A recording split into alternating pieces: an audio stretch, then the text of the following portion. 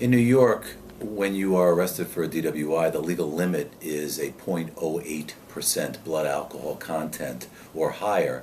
And if you blow more than a 0.18 or more, you are considered to have committed the crime of aggravated DWI, which is a more serious misdemeanor offense, which has more serious potential consequences.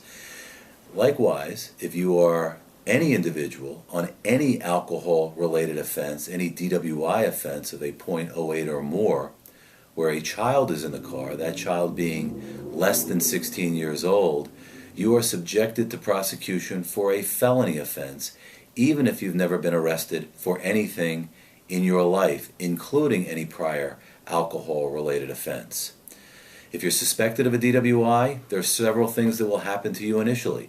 A police officer will pull you over, will ask you a series of questions initially, and this is routine questioning by a police officer, ones which don't require Miranda rights to have been given, because a police officer is allowed to ask questions initially while conducting an investigation prior to placing someone in custody. Those questions in a DWI case or in a suspected DWI case will always include the question whether you have been drinking, and if so, how much you have been drinking. You do not have an obligation to answer those questions, and in fact, your answer to those questions may result in elevated probable cause for the police officer to ultimately place you under arrest. You can respectfully refuse to answer those questions because you have no obligation to do so. Most people think that if I'm cooperative with the police, they'll go easier on me or they'll let me go, and have a tendency to volunteer information. I don't recommend that. I recommend being cooperative and courteous with the police, but not volunteering information that may be incriminatory information. If a police officer has a reason to think and suspect you of drinking and driving, he or she will ask you to step out of your vehicle, and he or she will conduct a series of field sobriety tests. These are the kinds that you have probably commonly seen on television or in the movies.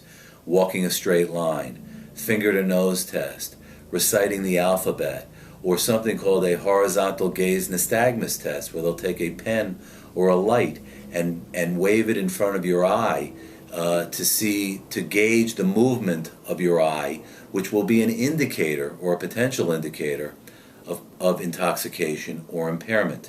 You have no obligation to take these tests, but if you don't, that will be evidence that will be considered against you and can, even in itself, form the basis for probable cause to arrest you and to take you in for a formal breath test.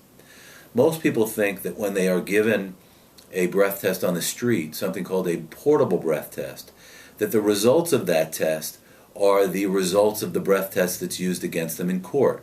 Not so. Those results are not legally admissible in court.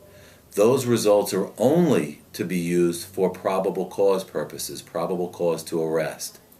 The results, whether it be a 0.08 or a 0.16 or whatever those results may be, are not allowed to be used in court. But the officer can use those results to place you under arrest and take you to the police station where the breathalyzer, the formal breathalyzer testing can be done.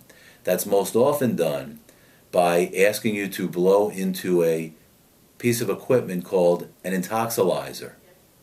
And that intoxilyzer has been determined to be legally reliable. The results of that testing have been determined to be legally reliable, and those results can be used against you in court.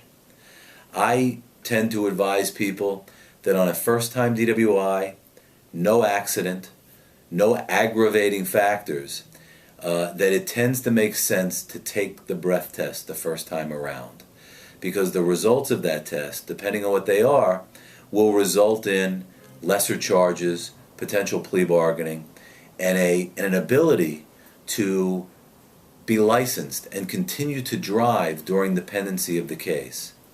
If you refuse to take a breath test, and you have no right to refuse to take a breath test, you don't have to take that test, but the law provides that if you don't take the test, your license is immediately suspended and subsequently revoked.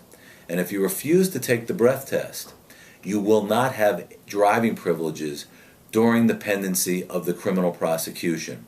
That's the real difference between taking a breath test initially and refusing to take the breath test. Be aware that by taking a breath test, you are potentially providing evidence that can be used against you in the course of that criminal prosecution. But don't think that by refusing to take the breath test, you're not giving any evidence that can be used against you. What I mean by that is this. If you refuse to take a breath test, and you knowingly, intelligently, and voluntarily refuse to take a breath test, and you decide to go to trial at some point on your charges, your refusal can be used against you. The prosecution is allowed to tell the jury, and the judge will instruct the jury, that your refusal is evidence of consciousness of guilt, that you refused to take that test because you knew you would fail that test. So there is evidence that can be used against you under either set of circumstances. Again, if you refuse to take a breath test, your license is immediately suspended and subsequently revoked. You will have no driving privileges while the case is pending. If you take the breath test and you blow a .08 or more, your license will be initially suspended when you see a judge, but you will be eligible for a conditional or hardship privilege that will allow you to drive while the case is pending.